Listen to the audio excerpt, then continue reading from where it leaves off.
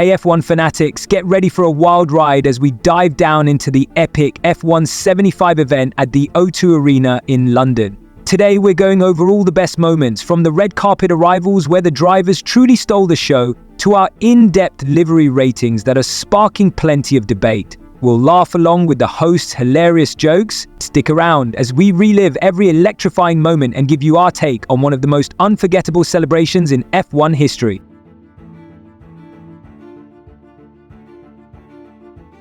Yo, check this out. Let's dive into the red carpet arrivals. The star of the night, Lewis Hamilton, rolled in looking like an absolute boss in his sleek all-black ensemble, channeling those classic Schumacher vibes like he just stepped out of a golden era highlight reel. Next up, Yuki Tsunoda tried to add his own flair by attempting a donut right outside the red carpet. Okay, it wasn't quite a perfect donut, more like a spectacular fail that even earned him a penalty from the FIA, but hey, the effort counts, right? The excitement ramped up when Max Verstappen and Liam Lawson made their grand entrance in the coolest ride so far, a slick Honda NSX that had everyone talking. Max was as sharp as ever, while Liam's look left us all wondering if he forgot the dress code, adding a dash of humor to the evening. And now for a real showstopper. Lance Stroll and Fernando Alonso pulled up James Bond style, cool and composed, as if they were on a secret mission. Their suave arrivals gave the red carpet an extra layer of class. Rounding out the night, Ollie Behrman looked like a lost child amidst all the glitz, adding a quirky charm to the whole scene. The red carpet setup was absolutely brilliant, with every driver making their entrance in a way that showcased their unique style and personality. This night was a perfect blend of high-octane energy, unexpected moments, and pure F1 flair, setting the stage for an unforgettable season ahead. Ladies and gentlemen, start your engines. It's time for our livery rating showdown from the epic F1 75 event. Imagine a runway show, but instead of models, you get the very best F1 cars making their grand entrance at the O2 Arena. This segment is all about style, innovation. Let's dive right into the lineup in the exact order the cars were revealed. First up, we have the Kick Sauber livery. The intro was pure fire, drumming pumping out beats and glow sticks lighting up the stage. The car itself looked absolutely stunning with its smooth green and black fade. I'd rank it in my top 5 for sure. It's a design that shouts modern flair and nods to classic F1 aesthetics. It had that wow factor that made you think, this is what racing should look like. Next in line was the Williams Racing livery. Now, this reveal was one of the best intros we've seen. The What's Up Danger track blasted through the speakers, and as Carlos and Alex strutted onto the stage, the stadium erupted with cheers. It was a moment of pure adrenaline, especially seeing a smooth operator in blue for the first time. But when it came down to the livery itself, it felt a bit mid. It wasn't bad, but it didn't quite hit that jaw-dropping mark like some of the others did. Then came a real showstopper, Visa Cash App Racing Bulls. Seriously, these guys change their name every year, lol, but this year's livery was pure love at first sight. The white and blue design of the junior Red Bull team is, without a doubt, the best F1 livery I've ever seen. Top 1 for me. And anyone who disagrees might just need to check their mirrors. The intro was equally lit, and the vibe of the Short Kings gave it that extra edge of youthful audacity and style. Following that, we saw Haas. Their livery was kind of a lost cause, different from last year, but not by much. It was decent enough, though it didn't quite make the top 5 for me. That said, the intro was pretty fire, and it was a cool surprise to learn they've completed 10 seasons in F1 as an American team. Not every team can claim that kind of legacy, even if the design doesn't steal the spotlight. Next up was Alpine. Their reveal was interesting, to say the least. The intro featured a DJ set that went on for a solid 5 minutes. The music was catchy, though not exactly my vibe, but the livery, ooh la la. That bold mix of pink and blue is something you don't see every day in F1, and it definitely gave Alpine a fresh, daring look. Then came the Aston Martin livery, and oh boy did it impress. Keeping true to their James Bond theme, Aston Martin delivered a slick, cinematic entrance with animations that made Fernando and Lance look like secret agents on a high-stakes mission. The intro, set to an amazing track by Thames, was absolutely unforgettable. Even though the photos made the car look a little rough around the edges, on stage with dramatic lighting, that perfect shade of green emerged as one of the best designs, definitely top 5 in my book. After that, Mercedes took the stage, and here's where things got a bit messy, literally. They tried to pull off a pit stop during the reveal, but the front right Jackman completely forgot how to do his job, turning a sleek intro into a comedy of errors.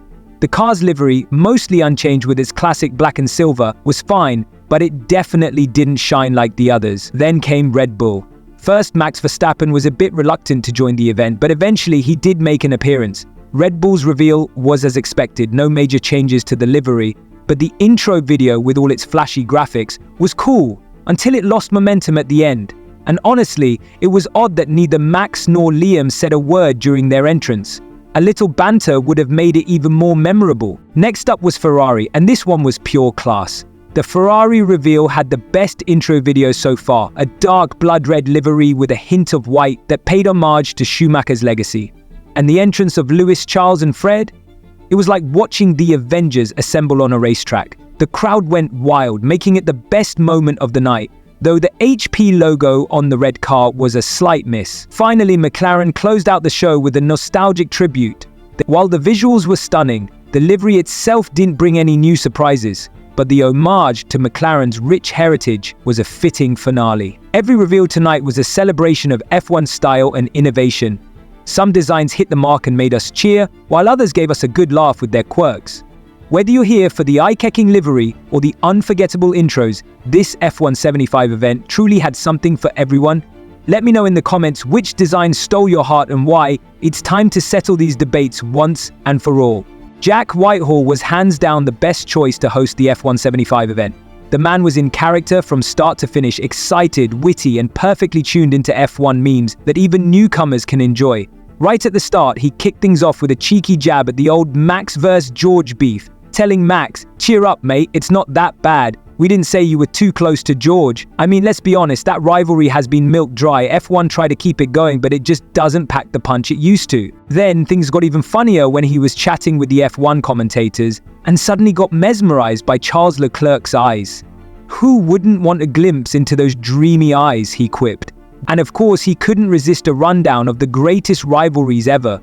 Lauda vs. Hunt, Senna vs. Prost, and even throwing in Fernando vs. Time, because come on, Fernando's 43 and has done 400 Grand Prix. That's a whole saga in itself. Whitehall also roasted the teams for recycling the same livery year after year. Seriously, mate, mix it up a bit, he joked, and the crowd roared in agreement. But the legendary moment of the night was when he turned to Gordon Ramsay, yes, the guy known for his fiery temper, and asked if drivers should really be allowed to swear.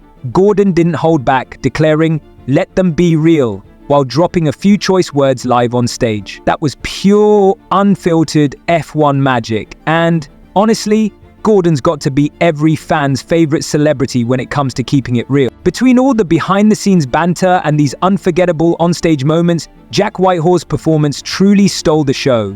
His humor and energy brought a fresh, lively vibe to the event, making F1 75 an absolute blast to watch. Dropped the ball this season with their ban on swearing. I mean, come on, F1 isn't a child sport. Real men and women watch these races and they deserve to hear the raw, unfiltered emotions from our drivers. Swearing shows the true passion and frustration that come with pushing a car to the limit. If kids are watching, let them see the F1 Kids version. This is for the grown-ups who want to experience real intensity. The boos aimed at the FIA during the F1 75 event? Absolutely justified. And I'm with every other F1 fan out there who thinks the ban is a load of rubbish. And here's another bombshell. The Monaco GP is now a 2 pit stop mandatory race. They made this move because, let's be honest, the old format was just too boring to watch. With almost no overtaking zones, Monaco had become a money cow for F1 that they couldn't just remove from the calendar. By enforcing a 2-stop strategy, they're hoping to inject some much-needed excitement into the race. This change might just make the event less dull and add a new layer of strategy. In conclusion, was F1 75 worth it? Absolutely. This event wasn't just a show. It was a vibrant celebration of 75 years of F1 history, a true tribute to everything that makes this sport legendary. It reminded us that F1 isn't just about fast cars, it's about the stories, the rivalries, and the sheer human spirit behind every race. Seeing legends and newcomers come together while the fans roared with excitement, proved that this celebration was exactly what the sport needed. It brought back that nostalgic feeling and set the stage for a future full of promise and intense competition.